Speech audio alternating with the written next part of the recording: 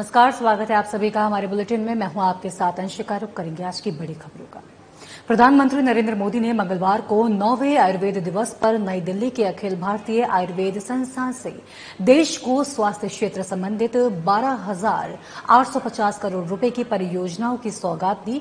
साथ ही आयुष्मान भारत योजना के तहत 70 वर्ष एवं इससे अधिक वर्ष के नागरिकों को अब 5 लाख रुपए तक की निःशुल्क इलाज मिलेगा। कार्यक्रम में PM Ayushman Bharat health infrastructure mission के तहत राजस्थान में भी 8 क्रिटिकल केयर ब्लॉक्स का वर्चुअल शिलान्यास किया। मुख्यमंत्री भजनलाल शर्मा इस कार्यक्रम में भरतपुर के आरबीएस अस्पताल से वीडियो कॉन्फ्रेंसिंग के माध्यम से जुड़े। प्रधानमंत्री ने इस दौरान देशवासियों को संबोधित करते हुए कहा कि बीते 10 वर्षों से स्वास्थ्य क्षेत्र को विकसित करने के लिए अथक प्रयास किए गए हैं तथा आगामी 25 वर्षों में सुदृढ़ स्वास्थ्य क्षेत्र विकसित भारत का मजबूत आधार बनेगा। उन्होंने कहा कि केंद्र सरकार विकसित एवं निराम भारत के सपने को पूरा करने के संकल्पित है।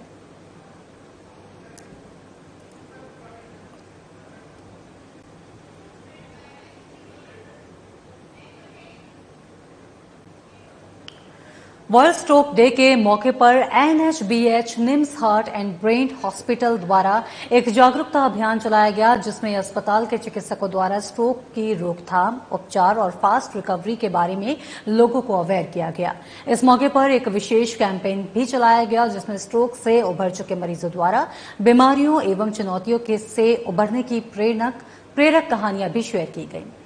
इस अवसर पर एम्स दिल्ली के bureau international surgeon doctor Madan Mohan Gupta ने बताया कि जिस तरह से हार्ट स्ट्रोक दिल की नसों की बीमारी है, उसी तरह से ब्रेन स्ट्रोक दिमाग की नसों की बीमारी है। उन्होंने बताया कि देश में हर 40 सेकंड में एक व्यक्ति ब्रेन स्ट्रोक का शिकार बनता है और हर 4 में से एक बीमारी से पीड़ित होता है। वहीं न्यूरोफिजिशियन डॉक्टर रवि ज्वाखड़ ने बताया कि स्ट्रोक में काफी कम समय मिलता है और देश व प्रदेश में हाई स्टैंडर्ड अस्पतालों की कमी है। ऐसे में मरीजों को इलाज के लिए काफी परेशान होना पड़ता है। इसी बात को ध्यान में रखते हुए एनएचबीएच निम्स हार्ट एवं ब्रेन हॉस्पिटल की स्थापना की गई है। यहां पर न्यूरोफिजिशियन, इंटरनेशनल और अन्य प्रकार की सभी सुविधाएं उपलब्ध हैं।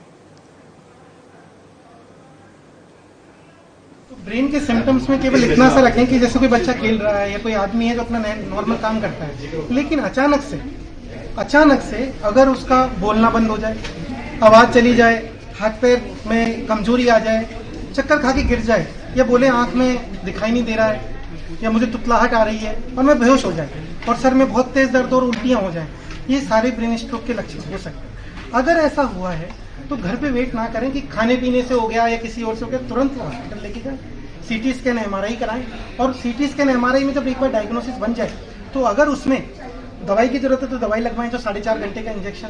अगर उसकी जरूरत नहीं है तो तार के द्वारा दिमाग की एंजियोग्राफी करके उस क्लॉट को निकलवाएं। जैसे कि हार्ट अटैक होती है, एंजियोप्लास्टी करा लेते हैं कि भाई जिंदगी बचेगी, ऐसे ही तार से इसको कराएं। इसे न्यूरो इंटरवेंशन कहते हैं और इंटरवेंशन न्यूरोरेडियोलॉजी कहते हैं, जिसको एनएचबीएच में हम लोग प्रोवाइड करते हैं। अगर समय रहते ये ट्रीटमेंट किया जाए, जिसको 24 घंटे तक हम मैक्सिमम कर सकते हैं, 24 घंटे के बाद में ये इंटरवेंशन नहीं कर सकते।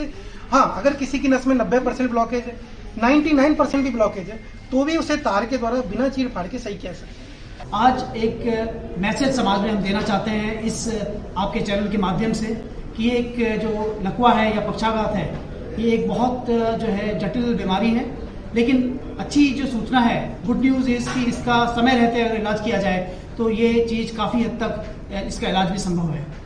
मेरा आज सभी जो रोगी हैं, जो सभी पेशेंट्स हैं, उन सबसे अनुरोध है कि समय रहते इस जो लकवा है उसका ट्रीटमेंट करें। NIMS heart and brain centre के अंदर बहुत सारी ऐसी सुविधाएं हैं जो कि न केवल राजस्थान बल्कि हिंदुस्तान में पहली हैं।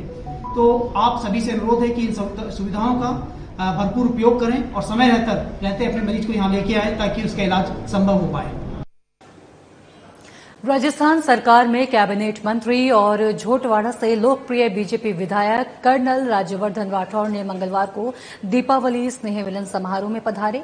इस दौरान देवतुल्य जनता और कार्यकर्ताओं को दीपोत्सव पर्व की हार्दिक शुभकामनाएं दी।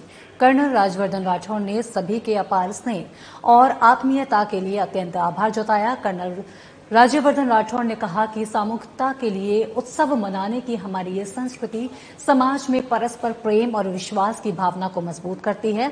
स्नेही जनों का ये प्रेम और विश्वास ही हमारे आत्मविश्वास की कुंजी है, जो सदैव जन सेवा के लिए प्रेरित करती है। वहीं कर्नल राज्यवर्धन राठौड़ ने कहा कि आइए हम सभी इस दीपोत्सव के शुभ अवसर पर खरीदारी के माध्यम वोकल फॉर लोकल के मंत्र को अपनाते हुए अपने स्थानीय बुनकरों की कला को प्रोत्साहन दें, स्थानीय बाजारों से खरीदारी कर वोकल फॉर लोकल की संस्कृति को बढ़ावा दें और आत्मनिर्भर विकसित भारत का निर्माण करें।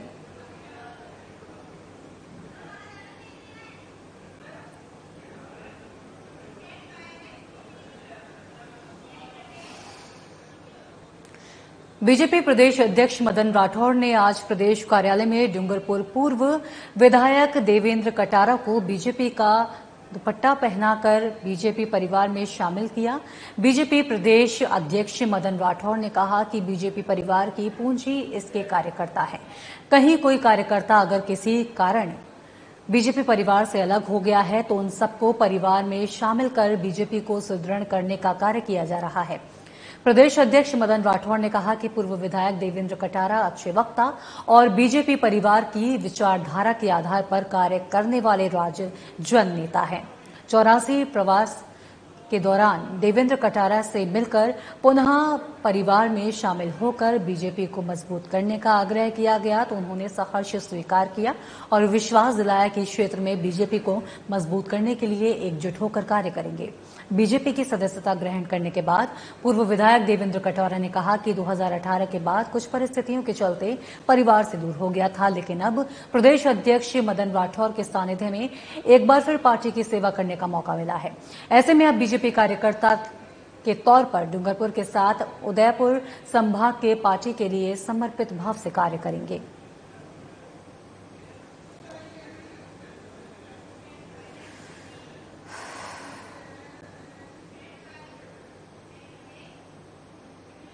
प्रदेश में दीपावली पर बिजली की पर्याप्त उपलब्धता तथा निर्बाध आपूर्ति सुनिश्चित की जाएगी।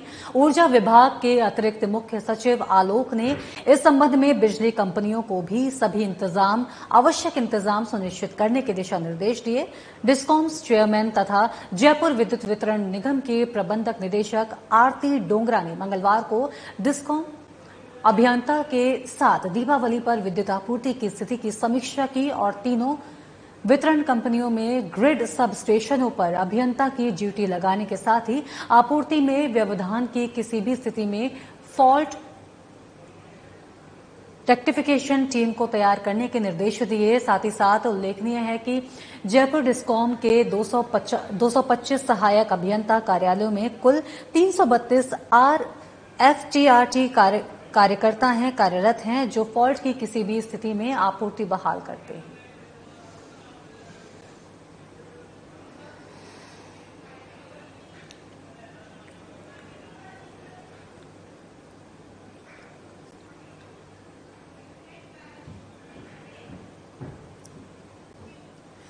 जयपुर विकास प्राधिकरण द्वारा जोन 8 कुशल नगर सांगानेर में आवासीय भूखंड संख्या 118-121 में जेडीए के बिना अनुमति व स्वीकृति के व्यावसायिक प्रयोजनार्थ बने अवैध टीन शेड नुमा गोदामों की नियमानुसार पुख्ता सीलिंग की करवाई गई। उप महानिरीक्षक पुलिस कैलाश चंद्र बिश्नोई ने बताया कि जोन 8 के क्षेत्राधिकारी ने अव्यवस्थित कुशल नगर सांगानेर जिला जयपुर के आवासीय भूखंड संख्या 118 में जेडीए की बिना अनुमति व स्वीकृति के व्यावसायिक प्रयोजनार्थ अवैध निर्माण कर पार्सल की व्यावसायिक गतिविधियां किए जाने पर निर्माणकर्ता को धारा 32 जेडीए एक्ट के तहत नोटिस जारी कर अवैध निर्माण हटाने एवं व्यावसायिक गतिविधियां बंद करने हेतु पाबंद किया गया था। पर निर्माणकर्ता द्वारा अवैध निर्माण नहीं हटाने और व्यावसायिक गतिविधियां बंद नहीं करने पर सीलिंग की कार्रवाई की गई है।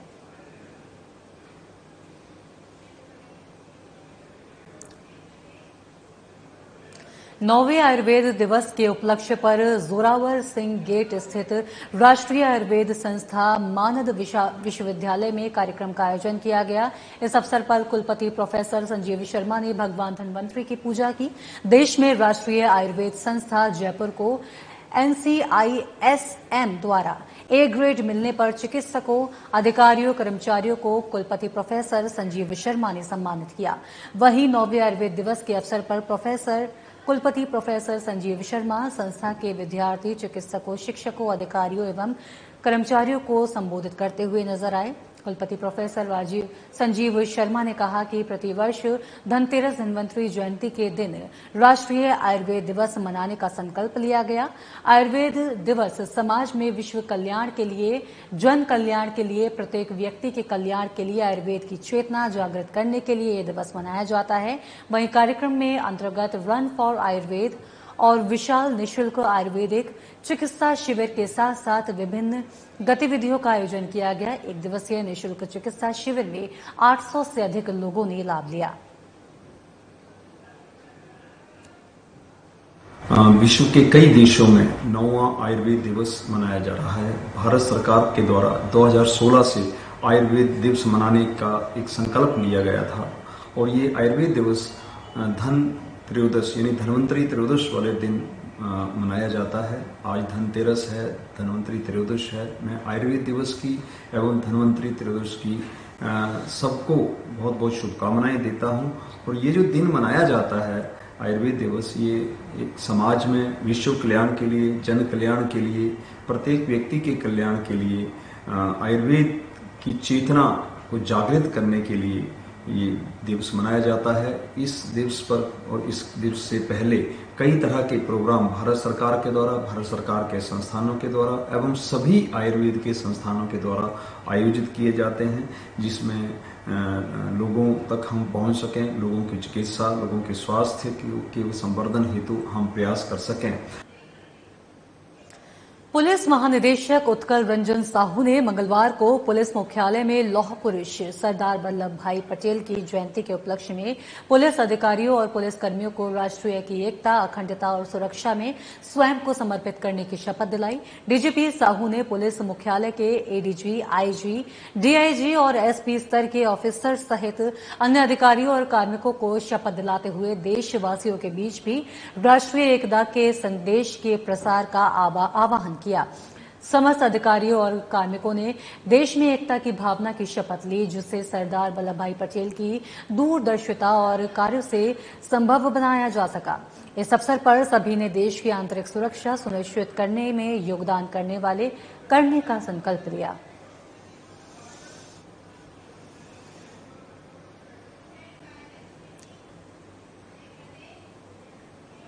डॉक्टर सतीश पुनिया के जन्मदिवस के उपलक्ष्य में महाराज कॉलेज बड्डीज के सहयोग से आमेर के राजकीय सैटेलाइट चिकित्सालय को ऑटोमेटिक हेमेटोलॉजी एनालाइजर मशीन की सौगात मिली। बीजेपी हरियाणा प्रभारी और बीजेपी राजस्थान पूर्व प्रदेश अध्यक्ष डॉक्टर सतीश पुनिया के जन्मदिन के उपलक्ष्य में महाराजा कॉलेज बड्डीज के सहयोग से आमेर के राजकीय सैटेलाइट चिकित्सालय को ऑटोमेटिक हेमेटोलॉजी एनालाइजर मशीन की सौगात दी।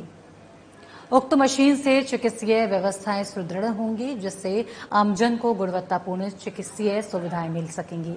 डॉक्टर सतीश पुनिया द्वारा महाराजा कॉलेज बड्डीज ग्रुप की ओर से ये उपकरण अस्पताल के इंचार्ज डॉक्टर आशीष सक्सेना को सौंपा गया।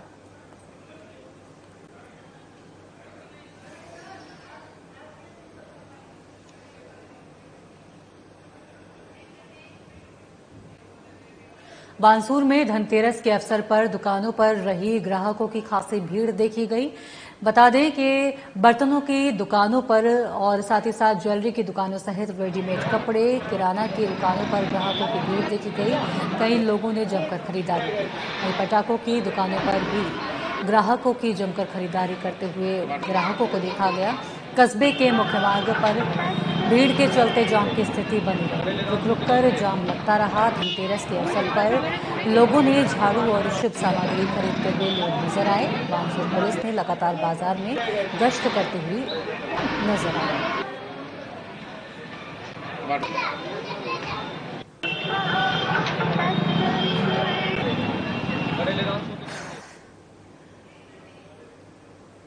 दीपावली पर्व पर शांति, सौहार्द व व्यवस्थाएं बनाए रखने को लेकर सीएलजी सदस्यों की बैठक थाना परिसर में डीएसपी मनीषा मीना व थाना प्रभारी रामजीलाल मीना की मौजूदगी में आयोजित की गई।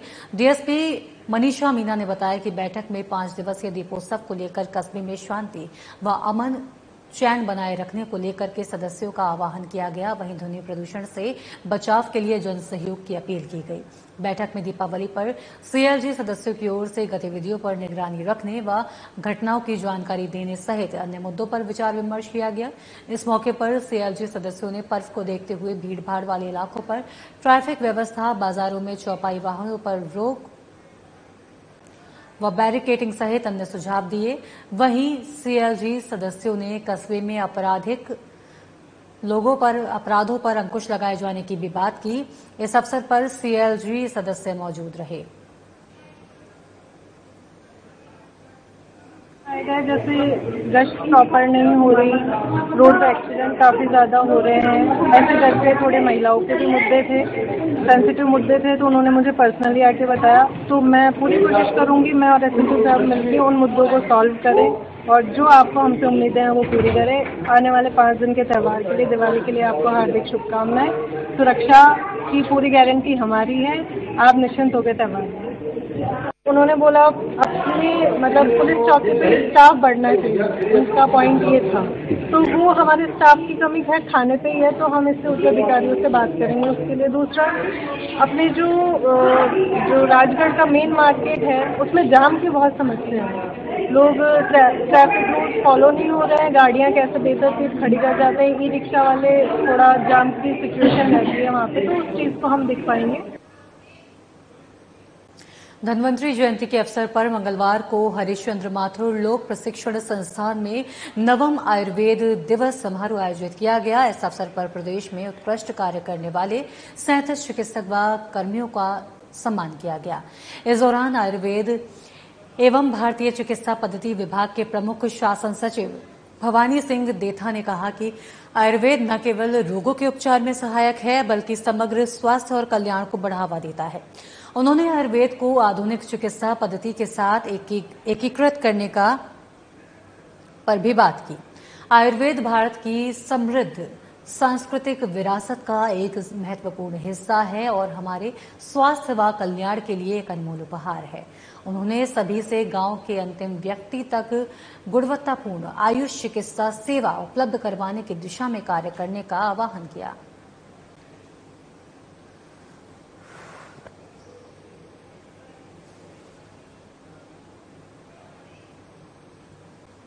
एक्यूप्रेशर सेवा समिति एवं आरोग्य भारती जयपुर के तत्वावधान में केसरगढ़ स्थित प्रधान कार्यालय में दिनांक 29 अक्टूबर 2024 को प्रातः 10 बजे भगवान धन्वंतरी की पूजा एवं आरोग्य दिवस धन्वंतरी जयंती समारोह पूर्वक मनाया गया।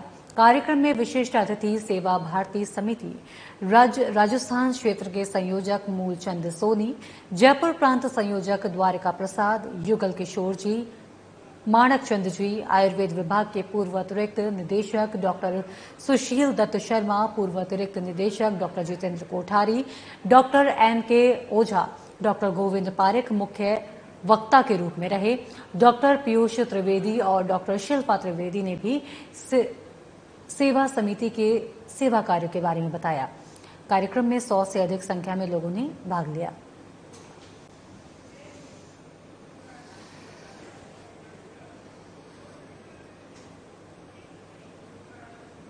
चूरू जिले की साहवा थाना पुलिस ने दिल्ली पुलिस की एक फर्जी महिला थानेदार अंजू शर्मा को गिरफ्तार किया है।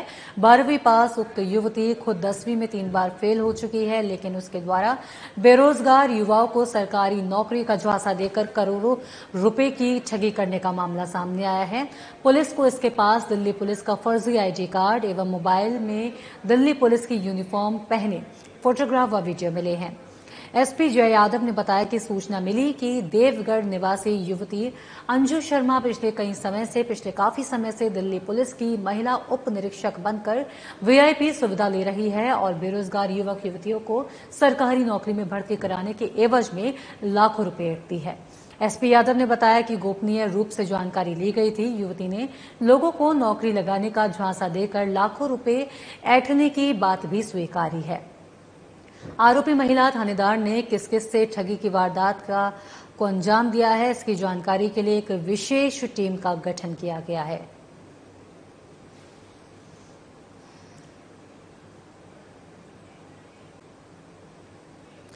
भरतपुर जिले की मथुरा गेट थाना पुलिस की टीम को जिले के बहुचर्चित कृपाल सिंह जगीना हत्याकांड में 2 साल पहले फरार हुए आरोपी जितेंद्र को गिरफ्तार करने में सफलता हासिल हुई है। एसपी मृदुल कछवा ने घटना के बारे में बताया कि 4 सितंबर की रात आरोपी ने उसके भाई कृपाल सिंह पर ताबड़तोड़ 15 से 20 राउंड फायरिंग की थी और वहां से फरार हो गए। इस घटना में उसके भाई की मौके पर ही मौत हो गई। रिपोर्ट दर्ज कर अनुसंधान शुरू किया गया, जिसके बाद ये कार्रवाई की गई है।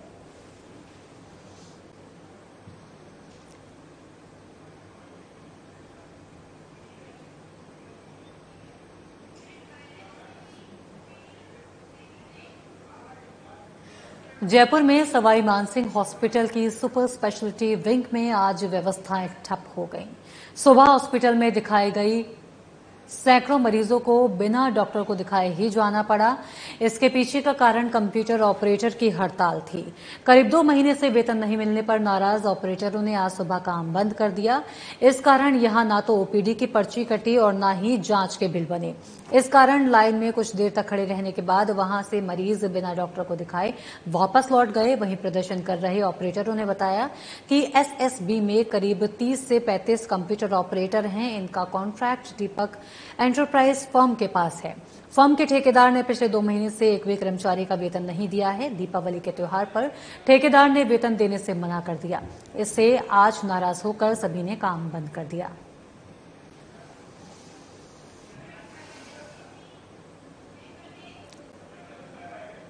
दीपावली एक खूबसूरत त्योहार है जो हमारे जीवन में खुशियां लेकर आता है। इस त्योहार को दोस्तों और परिवार के साथ मिलकर मनाने का अलग ही आनंद है। लेकिन इस त्योहार में मौसम में प्रदूषण, धूल और धुंध का स्तर भी बहुत बढ़ जाता है, जो हमारे स्वास्थ्य के लिए बहुत ही हानिकारक साबित हो सकता है।